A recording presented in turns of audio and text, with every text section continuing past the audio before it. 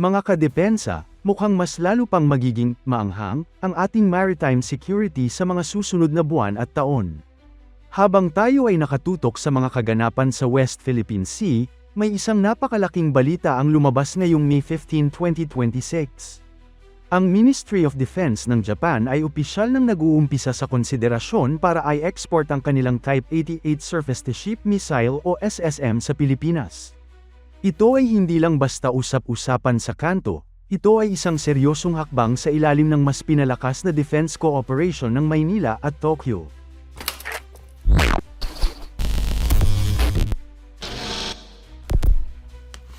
Bakit ngayon lang ito nangyari?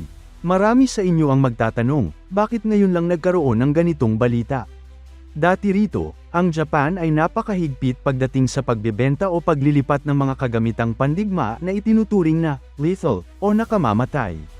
Sa ilalim ng kanilang dating pulisya na 3 Principles on Transfer of Defense Equipment, limitado lang sila sa mga non-lethal equipment tulad ng radar systems, rescue planes, at patrol ships. Pero noong nakaraang buwan, nagkaroon ng historical shift ang Japan. Binago nila ang kanilang guidelines at tinanggal ang tinatawag na 5 categories constraint. Dahil dito, posible na sa prinsipyo ang pag-export ng mga lethal weapons. At sino ang unang nasa listahan nila? Walang iba kundi ang Pilipinas. Ang bilis ng galaw ng Ministry of Defense nila ay patunay na seryoso ang Japan na maging security partner natin sa rehiyon. Ano nga ba ang Type 88 Surface-to-Ship Missile? Para sa mga hindi pamilyar, ang Type 88 SSM ay isang truck-mounted anti-ship missile system. Ang pangunahing trabaho nito ay simple pero mapanganib, tumayo sa dalampasigan o sa loob ng kagubatan, mag-abang ng barko ng kalaban na papasok sa ating karagatan, at puksain ito bago pa man sila makalapit sa ating mga isla. Narito ang ilang detalye tungkol sa system na ito. Operational range, mahigit 100 kilometro.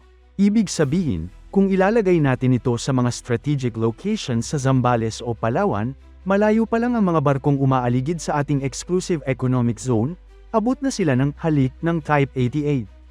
Mobility, dahil ito ay truck-mounted, napakahirap nitong targetin ng kalaban. Pwede itong itago, ilipat ng pwesto pagkatapos mag-fire, at mabilis na i-deploy sa kahit anong patag na kalsada malapit sa dagat.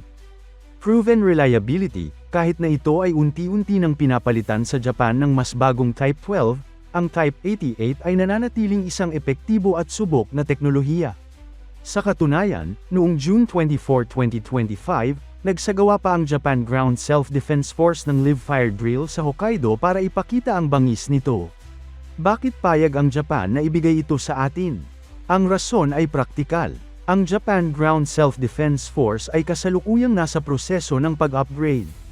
Pinapalitan na nila ang kanilang mga lumang missile units ng mas modernong models. Kaysa mabulok ito sa kanilang mga imbakan, mas mainam na i-transfer ito sa isang partner nation tulad ng Pilipinas na nangangailangan ng deterrent capability. Ito ay isang win-win situation. Makukuha ng Pilipinas ang kailangang firepower sa mas mabilis na panahon, habang ang Japan naman ay masisiguro na ang kanilang mga kaalyado sa South China Sea ay may kakayahang ipagtanggol ang sarili. Ito ang tinatawag nating capacity building. Hindi ito biglaang desisyon lang. Kung matatandaan nyo, nitong nakaraang buwan lang hanggang ngayong May, ginanap ang balikatan exercise sa pagitan ng Pilipinas at Amerika, kung saan lumahok din ang Japan bilang observer at participant. Sa nasabing ehersisyo, ginamit ang Type 88 SSM sa mga live fire training. Nakita ng ating mga opisyal sa Armed Forces of the Philippines ang actual performance ng missile na ito. Doon pa lang, nagpahayag na ng matinding interes ang Pilipinas. Parang test drive lang sa kotse yan, mga kadepensa. Noong nakita nating swabeng-swabe ang pagtama sa target, sinabi ng ating gobyerno na, gusto namin yan. At heto na nga, nagsimula na ang formal na pag-uusap. Huwag kayong kukurap dahil hindi lang missiles ang pinag-uusapan. Base sa mga ulat mula sa loob ng Ministry of Defense, kasama rin sa ikinukonsidera ang transfer ng Japan Maritime Self-Defense Forces Abukuma-class destroyers. Kung mangyayari ito, magkakaroon ng Philippine Navy ng mga barko na may sapat na laki at armas para magpatrolya sa malalim na bahagi ng ating karagatan. Ang kombinasyon ng Type 88 SSM sa lupa at Abukuma-class destroyer sa dagat ay magbibigay sa atin ng isang multi-layered defense system. Hindi na tayo basta-basta mabubuli dahil may pambato na tayo sa ilalim, sa ibabaw, at mula sa pampang. Alam nating lahat na mainit ang tensyon sa ating rehiyon. Ang pagpasok ng Japan bilang supplier ng lethal weapon sa Pilipinas ay isang malakas na mensahe sa mga bansang gustong mang-agaw ng teritoryo. Ipinapakita nito na ang alliance ng mga demokratikong bansa sa Asya ay nagkakaisa. Hindi tayo naghahanda para sa giyera, naghahanda tayo para mapigilan ang giyera. Ang deterrence ay ang konsepto na kapag alam ng kalaban na may kakayahan kang rumesbak at manakit, mag-iisip sila ng 100 beses bago sila gumawa ng maling galaw. Ang Type 88 SSM ay isang malinaw na keep out sign para sa sinumang nais lumabag sa ating soberanya. Ano ang susunod na mangyayari? Ngayong sinimulan na ang konsiderasyon, dadaan ito sa mga teknikal na usapin. Titignan kung ilang units ang pwedeng ibigay, ang kondisyon ng mga ito, at ang training na kakailanganin ng ating mga sundalo.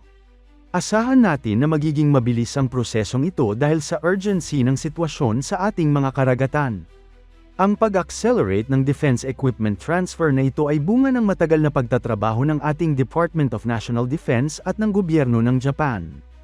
Ito ay patunay na hindi tayo nag-iisa sa laban na ito. Mga kababayan, ang balitang ito ay dapat nating ipagdiwang pero kailangan din nating manatiling mapagmatsyag. Ang paglakas ng ating militar ay hindi para sa pananakop kundi para sa proteksyon ng ating mga mangingisda, ng ating mga likas na yaman, at ng kinabukasan ng susunod na henerasyon. Ang Japan Type 88 surface-to-ship missile ay simbolo ng isang bagong kabanata sa ating kasaysayan. Mula sa pagiging tagatanggap lang ng mga lumang equipment, unti-unti na tayong nagkakaroon ng mga modernong teknolohiya na tunay na makapagbibigay ng proteksyon sa ating kapuluan. Salamat sa Japan sa kanilang tiwala at suporta. At sa ating mga sundalo, asahan ninyo na ang sambayan ng Pilipino ay laging nakasuporta sa inyong modernisasyon. Ano ang inyong opinyon sa balitang ito? Sa tingin nyo ba ay sapat na ang Type 88 para protektahan ang ating dalampasigan?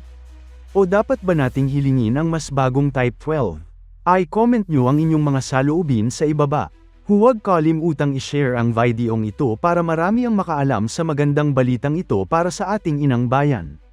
Maraming salamat sa pakikinig at panunood. Hanggang sa susunod na update dito sa ating channel. Keep safe, mga kadepensa. Pilipinas para sa Pilipino. Muli, ito ang inyong boses para sa depensa at seguridad. Mabuhay ang Pilipinas. Mabuhay ang ating sandatahang lakas. Kita-kits sa susunod na balita.